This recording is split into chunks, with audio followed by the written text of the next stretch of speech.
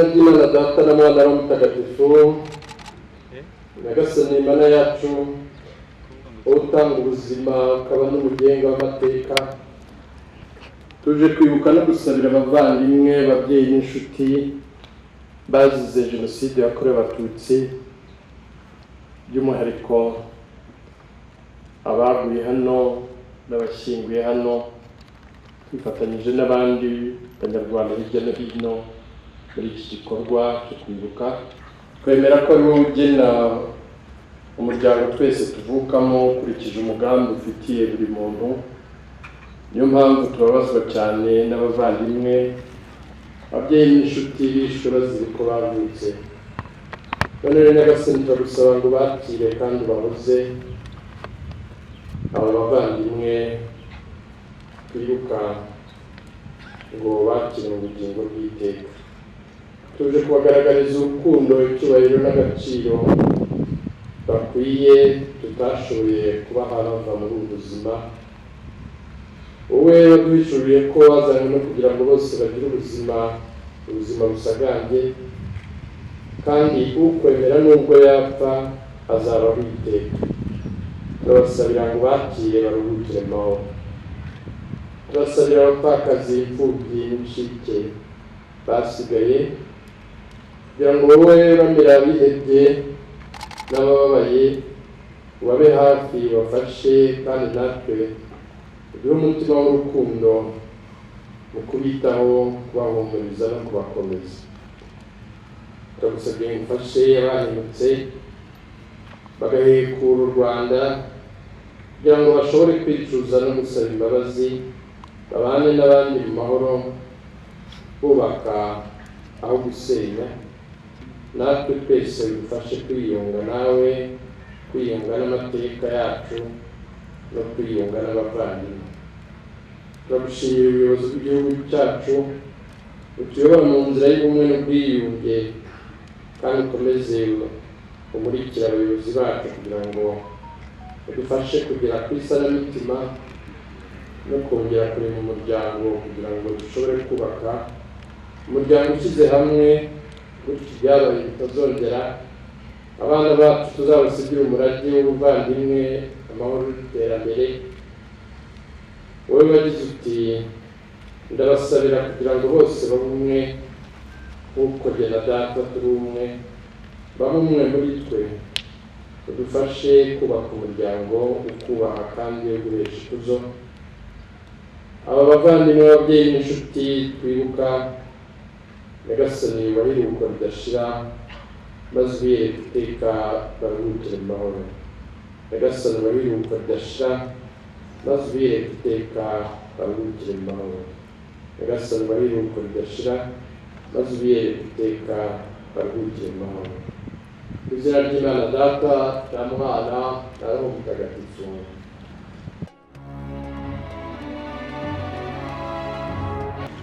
Muri gahunda yo kongera kunamira no kwibuka by'umwihariko imbaga y'Abatutsi bari bahungiye mu cyahoze cyitwa ETO, itariki nk'iyi ukwezi nk'uku mu 1994, ubwo nyuma yo gutereranywa n'ubuyobozi bwa leta yari iriho icyo gihe, banatereranywe n'imiryango mpuzamahanga, bagashorerwa rubi, bakicirwa urw'agashinyaguro kuri uyu musozi wa Nyanza ya Kicukiro. Turi hano tubunamiye kandi tubibukana urukundo n'icyubahiro bamuwe n'abishe. Nyakubahwa Afurika, uru rwibutso rwa Nyanza ya Kicukiro ruruhukiyemo imibiri y'Abatutsi barenga 96,000, harimo n'abo navuze haruguru bari bahungiye mu cyahoze cyitwa ETO, ariko hakaba hari n'indi mibiri yagiye iboneka hirya no hino mu mujyi wa Kigali, harimo n'iyo tubona n'uyu munsi. Mboneyeho gukomeza by'umwihariko imiryango ifite ababo baruhukiye hano kwibuka uyu munsi, ariko nanakomeze muri rusange umuryango nyarwanda ku byago bikomeye batewe na Jenoside yakorewe Abatutsi mu 1994 n'ingaruka zayo tugihanganye nazo kugeza uyu munsi. nubwo bwose kubw'ubuyobozi bwiza dufite none burangaje imbere na nyakubahwa perezida wa repubulika wacu Paul Kagame, uyu munsi abanyarwanda dukomeje gutwaza gitwari twibuka ariko tuniyubaka. Turashimira cyane inkotanyi zahagaritse Jenoside yakorewe Abatutsi mu 1994 zikabohora u Rwanda.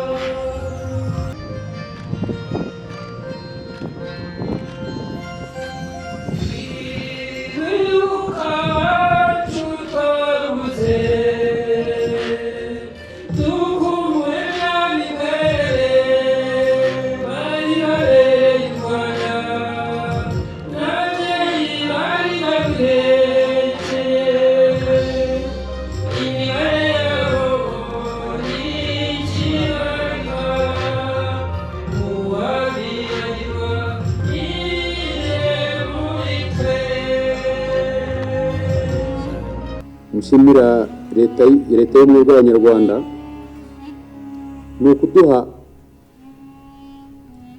uru rubuga umwanya wo kwibuka, tukibuka Jenoside yakorewe Abatutsi, tukibuka amateka y'uburyo yateguwe, uburyo yashyizwe mu bikorwa n'uburyo yahagaritswe,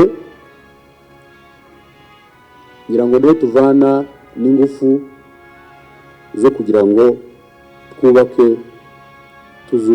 twubake igihugu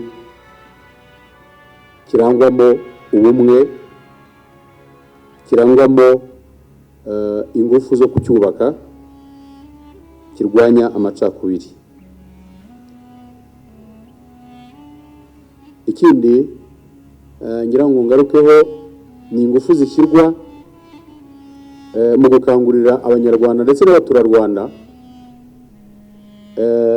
kwibuka no kumenya Jenoside uko yakozwe, uko yateguwe n'uko yakozwe. Ikindi dushima ni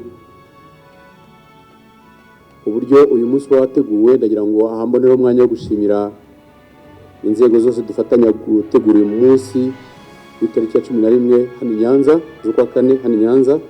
Ndashimira cyane akarere ka Kicukiro, ndashimira cyane umujyi wa Kigali dukorana igihe cyose iyo dutegura uyu munsi, abacitse ku icumu cyane abafite imiryango yabo batikiye aha ngaha, n'abacikiye ku icumu hano by'umwihariko i Nyanza, kuko umwihariko wa Nyanza ngira ngo twese turawuzi. Nshimira ariko n'inshuti zanyu zabaherekeje zaje kubafata mu mugongo. Itariki y'inkingi ya 11 z'ukwa 4 buri mwaka ifite ikivuga mu buzima bwacu z'igicumu, ariko by'umwihariko mu bantu abatutsi baratuye muri aka gace ka Kagarama, Kicukiro na Gatenga na Kanombe yongeramo cyane icyo duhita twumva ni responsabilité ya communauté internationale cyane cyane kubera ibyo bakoze muri ETO.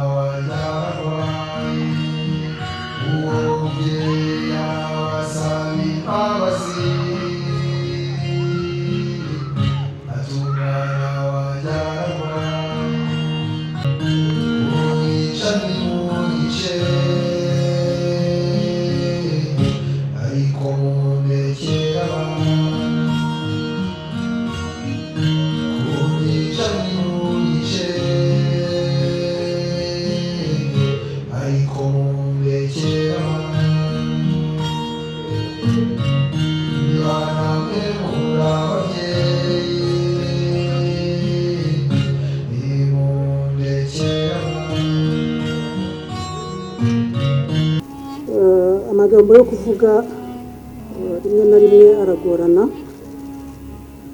ariko ndagira ngo ntangire mbihanganisha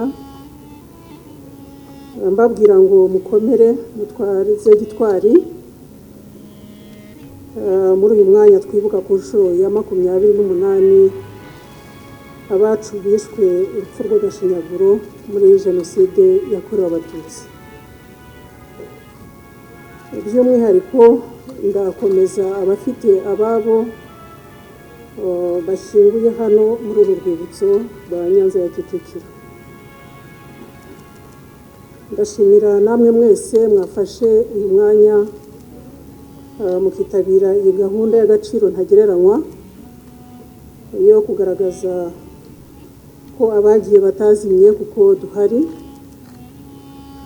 kandi dukomeza kubibuka, kubunamira no kubasubiza agaciro bavukijwe n'inkoramaraso. Aya mateka yacu nubwo ashaririye bwose ntazigere na rimwe yibagirana. Dukomeze kuyavomamo imbaraga no gukomeza kubaho kandi duharanire kubaho neza kugira ngo dukomeze guhesha ishema n'icyubahiro abacu duhora twibuka bahora mu mitima yacu, kandi tubabwire ngo ntabwo bazazima, turiho. Buri mwaka iyo tuje kwibukira hano Nyanza ya Kicukiro tuba twibuka amateka yihariye, abaharuhukiye twaje kunamira uyu munsi, abiciwe muri ETO, abishwe mugenda kuva Kicukiro kugera ahangaha, ndetse n'abahiciwe ahangaha turi no mu nkengero zabo bakicwa urupfu rubi. Bari bahungiye ku ngabo zari za minuwari, aho bari bizeye kurindwa, aho bari bizeye amahoro n'umutekano, kuko n'ubundi bibwiraga ko izo ngabo icyazizanye mu Rwanda ari ukubungabunga amahoro n'umutekano. Ni rero ntabyo yari iyobewe mu birebana n'imigambi mibisha yategurwaga, ariko ntacyo yakoze. kandi wenda iyo bagira umutima wa kimuntu bari kuyiburizamo. N'igihe Jenoside yari itangiye bashoboraga kuyihagarika amazi atararenga inkombe, kuko izo ngabo zari zifite intwaro zikomeye kandi zihagije ndetse n'uburyo buhanitse. Iyo batabara wenda twari kuba tuvuga ibikorwa byabo by'ubutwari, ariko ubwo si byo bahisemo. Ntituzarambirwa rero kubivuga. Uru rwibutso ni ikimenyetso kitwibutsa ubugwari bw'izo ngabo za Loni ndetse n'amahanga yatereranye abanyarwanda mu gihe twari tubakeneye. Ni imyitwarire igayitse, ariko ni n'isomo rikomeye abanyarwanda twakuyemo nk'igihugu, ndetse navuga ko ari kimwe muri byinshi byatumye ubuyobozi bw'igihugu cyacu buhitamo kugendera ku mitekerereze ishingiye ku kwigira, kwishakamo ibisubizo, kwimenyaho gutega amaso buri gihe amahanga. Ayo mahanga akaza atwunganira, ariko atwunganira no mu murongo w'ibyo tuba twigeneye nk'igihugu nk'abanyarwanda. Muri aya mateka ndetse bikaba byaranashimangiwe n'uko izo ngabo zimaze kwigendera nk'uko byavuzwe, zigasiga abazihungiyeho, babasiga babibona ko bagiye kwicwa, kandi kwicwa nabi, kuko abicanyi bari barekereje bategereje ko bagenda ngo babigabize. Ababashije kurokoka barokowe n'ingabo zari zifite ubushake, ishyaka, ubutwari n'umutima wa kimuntu kurusha n'intwaro.